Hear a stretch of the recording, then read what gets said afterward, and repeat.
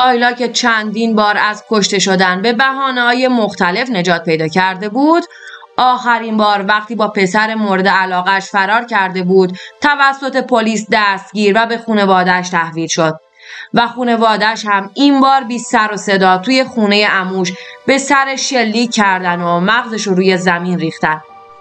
برای اطلاع از جزئیات قتل آیلا پاسدار، دختر 15 ساله ایزه‌ای، با من در کانال جنایی همراه بشید. این پرونده شامل صحنه‌های دلخراش هست و شنیدنش برای همه مناسب نیست. 13 اردیبهشت 1403 آگاهی آیلا 15 ساله رو تحویل خانواده‌اش داد. البته پدر آیلا فوت شده بود و برادر و عموهای آیلا اونو از آگاهی تحویل گرفتن. آیلا تمام بدنش یخ کرده بود و انگار خودش خبر داشت قراره چه بلایی سرش بیاد. اونو به خونه بردن و بعد از اینکه مادر و خواهرش رو دید به خونه عموش بردن. برادر و عموهای آیلا از قبل برنامه چیده بودن و همه چی رو مهیا کرده بودن و میخواستن بدون اینکه دوباره کسی سر برسه و مانع بشه کار آیلا رو تموم کنن. آیلا که برای بار سوم بود توی این موقعیت قرار گرفته بود، لرز به تنش افتاده بود و به شدت التماس میکرد. اما برادرش که فقط 18 سالش بود چشمش رو همه چی بسته بود و انگار که کور و کر شده بود و به کمک عموهاش آیلا رو با طناب به یه تیر چوبی وسط حیاط بستن و بعد هم با اسلحه مغزش رو نشونه گرفت و شلیک کرد و به همین راحتی آیلا هم به جمع زن و دخترایی که قربانی فرهنگ غلط قوم و قبیله‌ای هستن اضاف شد. اما ماجرا چی بود؟ چرا آیلا به این سرنوشت دچار شد؟ برای اینکه علت این جنایت تلخ رو بدونیم لازمه که برگردیم به حدود 4 سال قبل و از اونجا شروع کنیم. آیلا متولد 88 بود. اون توی یه خانواده فقیر و به شدت متعصب و سختگیر به دنیا اومده بود. اون وقتی که سن خیلی کمی داشت پدرش رو از دست داد و از همون موقع به همراه 4 تا خواهرش و برادرش و مادرش توی یک اتاق 12 متری از یه خونه‌ای که بقیه اتاقهاش عموهاش و خانواده‌هاشون زندگی می‌کردن روزگارش رو می‌گذروند. اوضاع اقتصادی خانواده به قدری وخیم شده بود که آیلا رو توی سن 11 سالگی و به اجبار به عقد یکی از پسرای فامیل در میارن که گویا اونم کاروبار درست حسابی نداشته و میشه گفت که اونم 8 گرو نوش بوده. این ازدواج 4 سال طول میکشه و آیلا زندگی بدتر از قبلش رو هر لحظه تجربه میکرده و دائما مورد ضرب و شتم شوهرش قرار میگرفته تا اینکه آیلا توی سن 15 سالگی از همسرش جدا میشه و پیش خانواده‌اش برمیگرده با این امید که اگر پیش خانواده‌اش برگرده میتونه کمی روی آرامش رو ببینه. اما دریغ از یک لحظه خوشی و آرامش. اون هر روز به بهانه‌های مختلف توسط برادر و عموهاش کتک میخورد، حتی برای یه رژ لب زدن ساده. اون بعد از جدایی از همسرش نه اجازه کار کردن داشت که خودش بتونه از پس زندگی خودش بر بیاد، نه حتی اجازه تحصیل. اون که به دنبال راهی بود که بتونه از این جهنمی که برایش ساختن فرار کنه، با خودش فکر کرد اگر بتونه با یکی که خودش بهش علاقه داره ازدواج کنه و از اون خونه بره نجات پیدا میکنه. برای همین با پسری که خودش میخواست آشنا شد و بعد از مدتی هم این 2 نفر به شدت به هم علاقه‌مند میشن.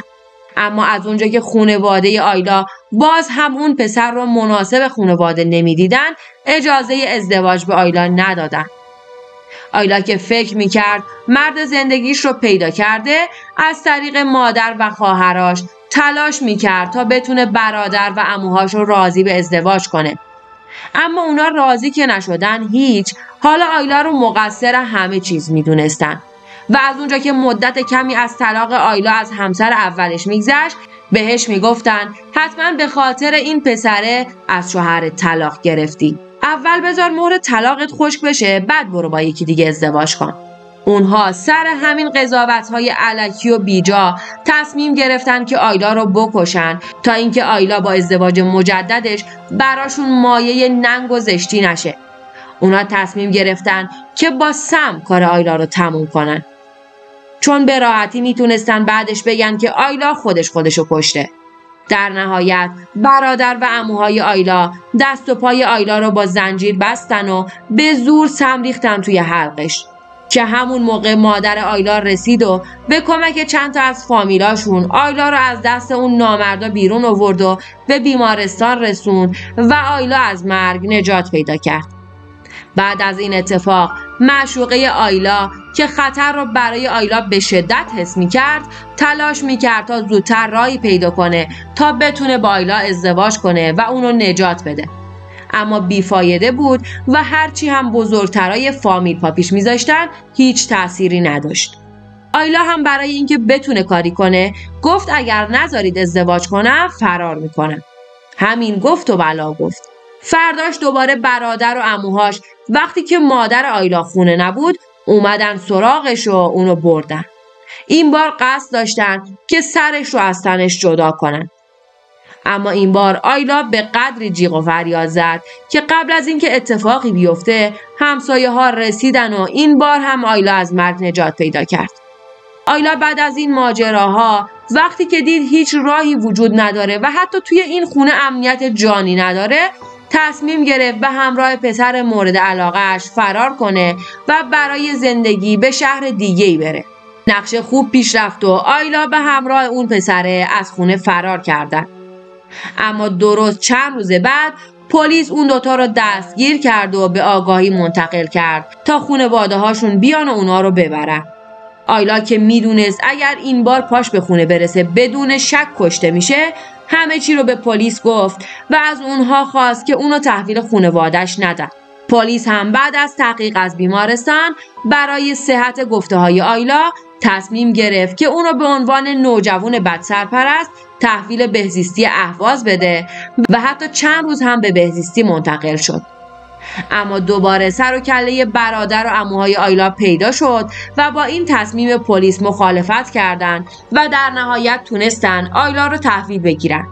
اونها بعد از اینکه آیلا رو تحویل گرفتن اونو به خونه عموش بردن که اونجا کارش رو تموم کنن و در نهایت هم بعد از 3 بار تلاش موفق شدن که مغز آیلا رو با شلیک گلوله روی زمین بریزن. اما این تنها قتل اونها نبود و از اونجا که عامل فرار آیلا رو اون پسره میدونستن تصمیم داشتن که اونو هم بکشن.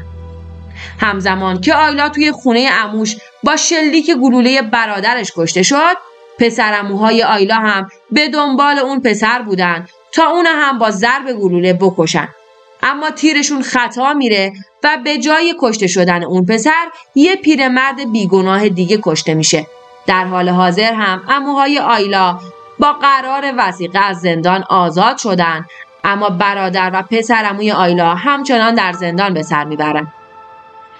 اگر از کشته شدن اون پیرمرد بیگناه بگذریم قسمت خوب این پرونده اینه که این بار این قاتل ها که بدون شک قصاص نمیشن حالا با قتل اون پیرمرد بیچاره حداقل یکی از این موجوداتی که واقعا نمیدونم چه توی سرشون میگذره کم میشه و شاید براشون درس عبرتی بشه. همچنین باید بهتون بگم که جسد آیلا بعد از اینکه 15 روز بلا تکلیف توی پزشکی قانونی افتاده بود در نهایت خانواده‌اش به اجبار قانون جسد اون رو تحویل گرفتن و بدون هیچ مراسم خاکسپاری و یادبودی اونو در قبرستان اکبرآباد دور از جایی که همه بستگان اون دفن شدن به خاک سپردن. ممنون که تا آخر همراه هم بودین و با سابسکرایب کردن منو در کانال جنایی همراهی میکنید. لطفاً زنگوله رو روشن کنید تا ویدیوهای جدید رو از دست ندید. همچنین نظراتتون رو پایین همین صفحه با هم به اشتراک بذارید.